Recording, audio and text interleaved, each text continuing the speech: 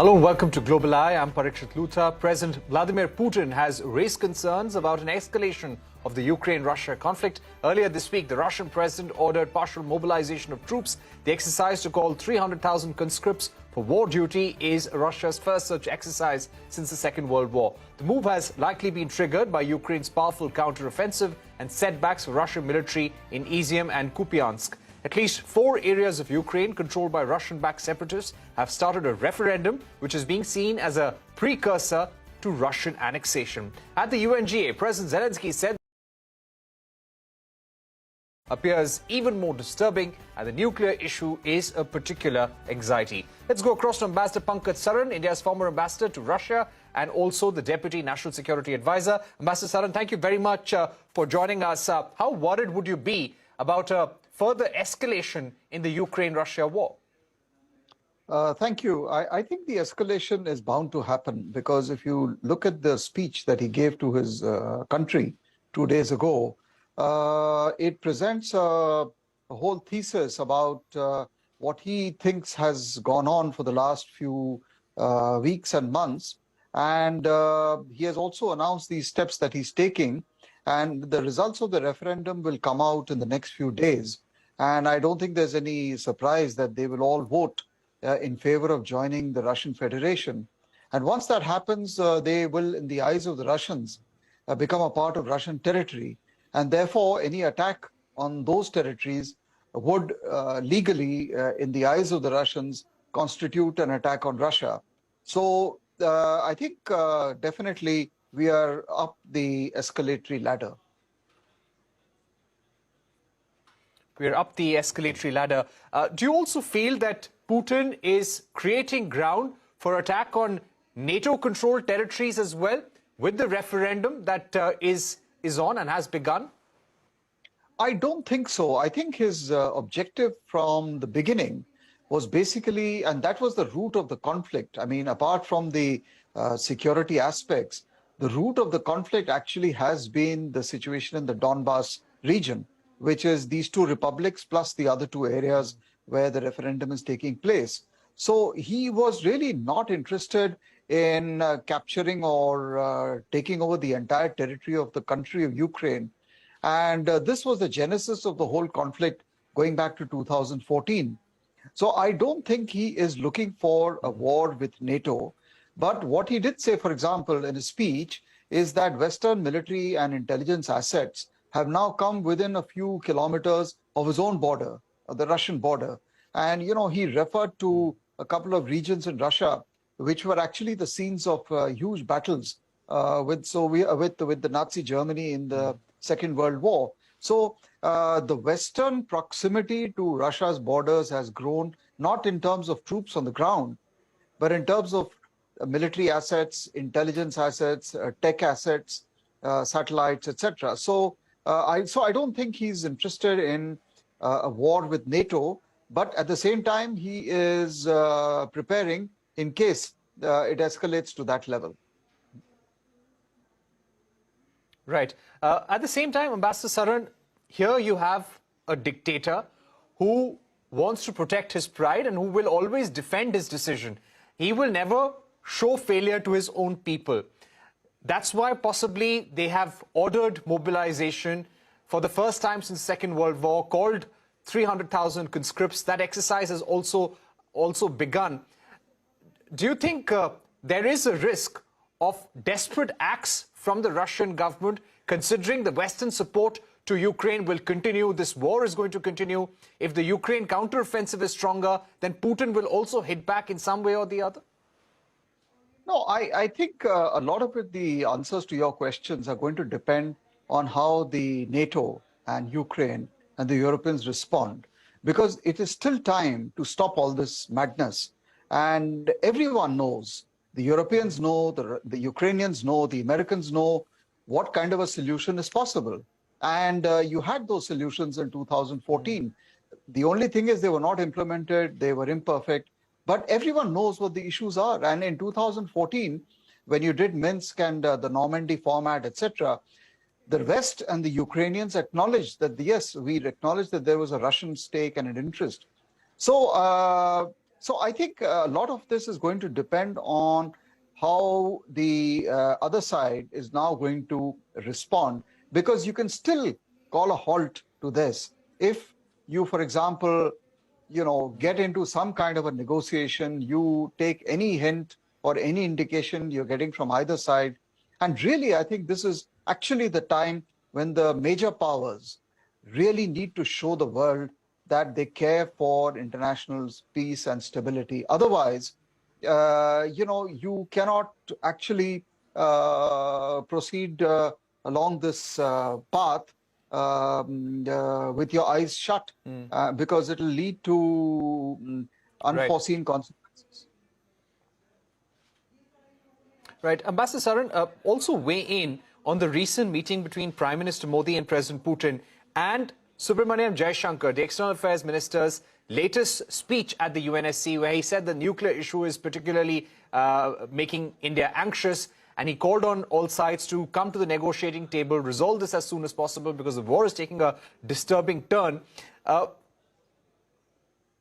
Do you feel that India's stand is also now changing? India is more concerned about what's happening in Ukraine than probably what was happening in February or in the month of March?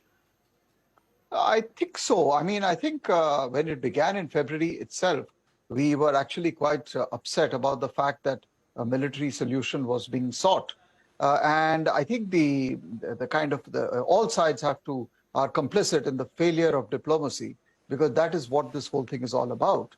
The Prime Minister's remarks to President Putin are important because I think he represents the view of the vast humanity and the vast membership of the United Nations. I don't think there is any country in the world who is comfortable with what is happening. And certainly we are facing the kind of a negative fallout of this conflict, which is taking place thousands of miles away from India.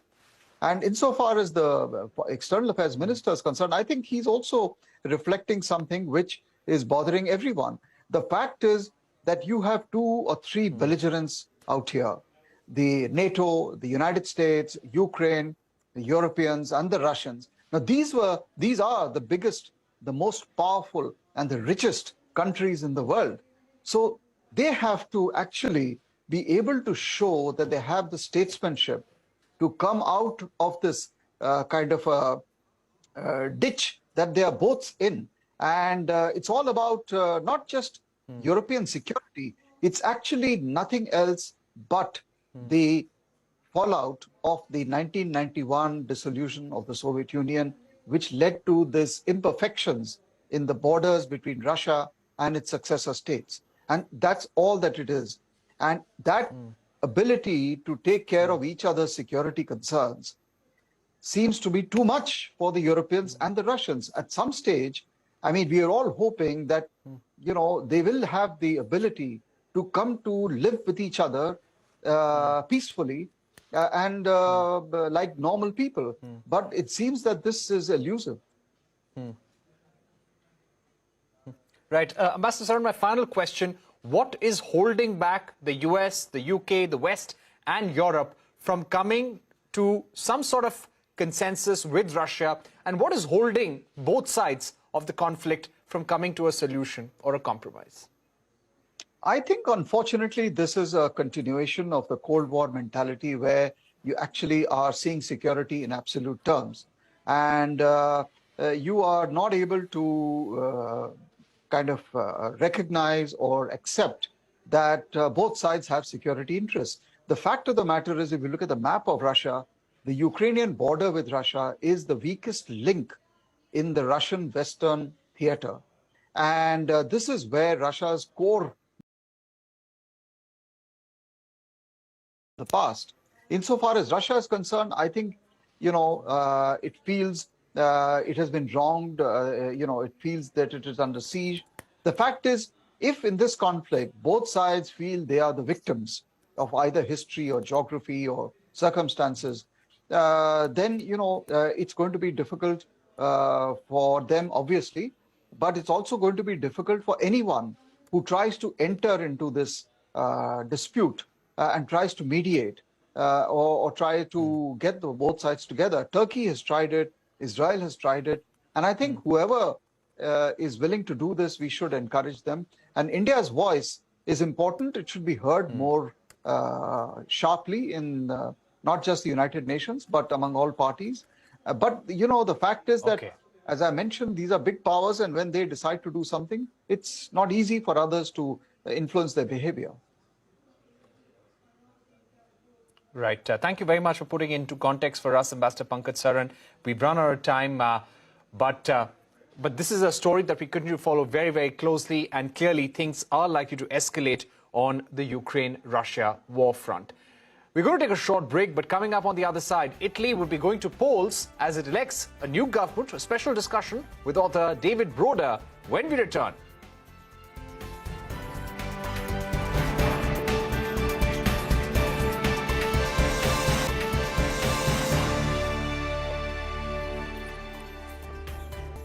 Welcome back. You are watching Global Eye. Let's now shift our focus to another European nation, Italy, that would be going to polls on Sunday as it elects a new government. It's 71st in 77 years of post-World War II history. And the polls are anything to go by.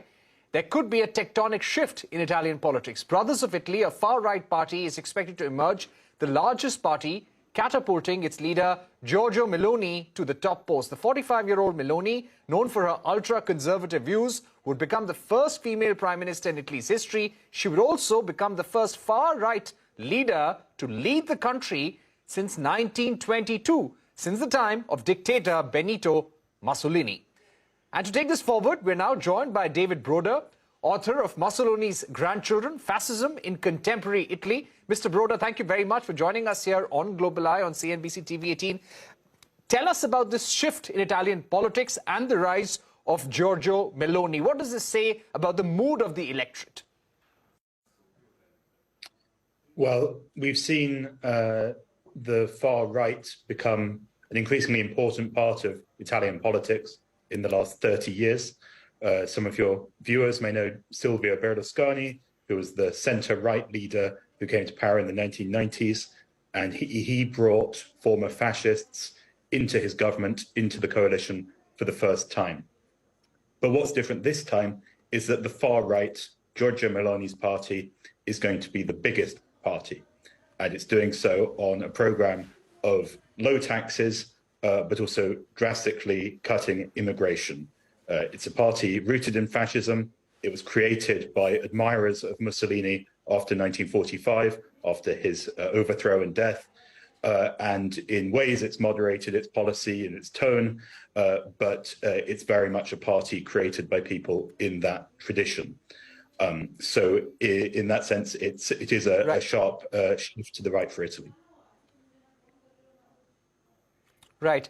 How would her view and approach be to the European Union? She has also said the European Union has been complicit about ethnic replacement. There was also a headline in The Economist which said, how afraid should Europe be of Giorgia Meloni? What does this really mean for Italy's ties with the European Union and also with the world? Well, until a few years ago, Giorgia Meloni did propose that Italy should leave the Eurozone, abandon the single currency. She's often spoken in very critical terms of the leadership of the European Union, saying it was a Soviet-style bureaucracy. As you rightly say, she said that it was planning the ethnic replacement of white Europeans by Africans and Muslims, and adopted this very conspiracy theorist attitude. Recently, she's changed that a lot and very much emphasized her loyalty to the European Union, to NATO, saying in Europe she wants to change the immigration policy, but not to leave, not to split. And also she's committed a lot to arms supplies for Ukraine and support for the Ukrainian side rather than the Russian. So these are ways in which she's tried to mainstream her image. But also there's big contradictions. So in Europe, she's mainly allied to governments like Viktor Orban in Hungary and Law and Justice, the ruling party in Poland, who basically want to turn Europe away from accepting immigrants, who want to reject abortion, who want to push back against gay rights and against this kind of civil liberties. So I'd expect that she'll change the sort of civil liberties agenda in Europe a lot, but without actually seeking to leave the European Union or anything like that. Of course, the question is how her government would hold on faced with the growing energy crisis. Right. And give us a sense of the economic mood in Italy, which may have given rise to her popularity, and some of her economic priorities, some of her promises, which may be clicking with the voters in Italy. Well, she's leading a right-wing coalition, also including Silvio Berlusconi's party and the Lega, another radically reduce overall taxation. And they say that they're going to continue with the policy pursued by the outgoing government of Mario Draghi with respect to European recovery funds, after the pandemic, the new investment. But also they want to do things like cut back on spending on the environmental transition. And they also call for a so-called tax peace, which really means less tax inspections, so which is appealing to small businesses. But I think that the problem they face is that, while Meloni is making a big deal about her free market positions, lower tax and so on, because there's such a strong crisis of energy prices and inflation in Europe, I think we could very quickly go into terrain where she'll need to follow a much more interventionist policy. Italy has had more than 20 years of economic stagnation, falling wages. And so, although, of course, the right-wing coalition is the strongest, we're also seeing a strong movement in favor of parties who want to boost income support for Italians. And so I think that's also a contradiction in the election we're seeing now. All right, David, thank you so much for joining us here on Global Eye, putting the Italian election in context for our viewers and the rise of Giorgia Meloni as well.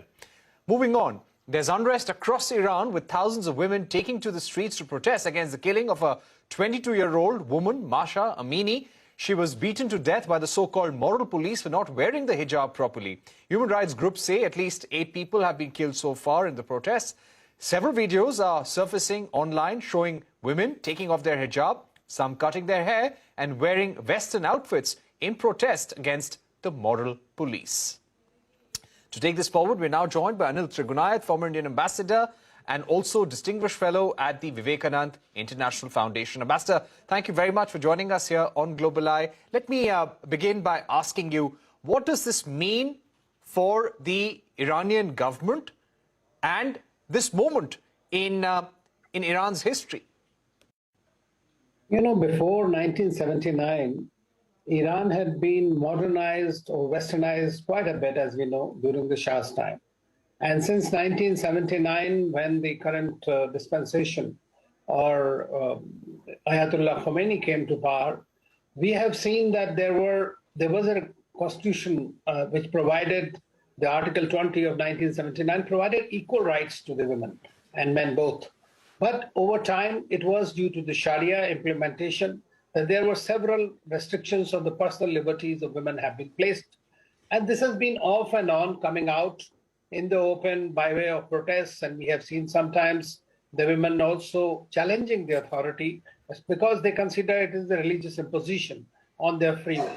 But this time, as a morality police, or as a tabwa, or as it is called, what they have done in the death of this young woman has actually infuriated a very large population of the country. And there are also several other factors. For example, the economic downturn, the problems that have been happening due to the pandemic, as well as due to the continuing sanctions. Iran happens to be the second largest sanctioned country in the world after Russia.